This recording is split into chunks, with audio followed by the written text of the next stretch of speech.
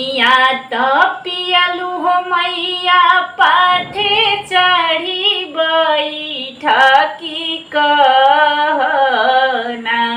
ए नगरिया कुशलाई मैया कहना तहरी कुशल वे हो कुशल बाणे सब लोगावा कुशल वे बाणे ना ए नगरिया सब लोग कुशल वे बाणे ना ए नगरिया सब लोग कुशल वे बाणे ना जैसे में मालिनी मोहे जुड़ावव लुकियोई से ना तोहर धियावा जुड़ा सुमालिनियोई से तोहर पतोहिया जुड़ा सुमालिनियोई से धियावा त बाड़ी मैया अपना ससुरवा हो पतोहिया रौरोना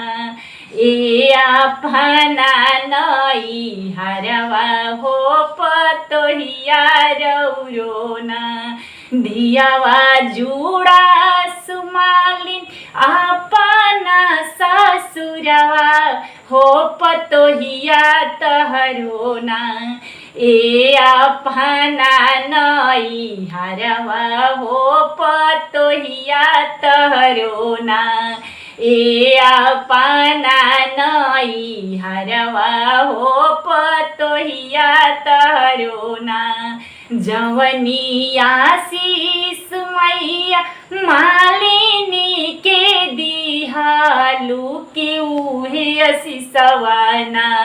मैया सच्चिदानंद सिंह के दिहा हो कि उहे असिसवाना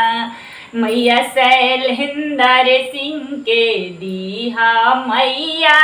उहे असिसवाना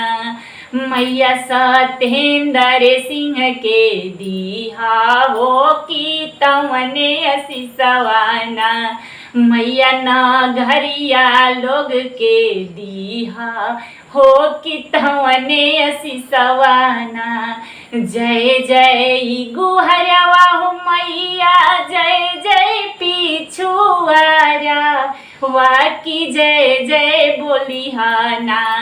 मैया सब भक्तन हवेलिया मैया जय जय बोलिहाना मैया सच्चिदानंद सिंह हवेलिया माई जय जय बोलिहाना।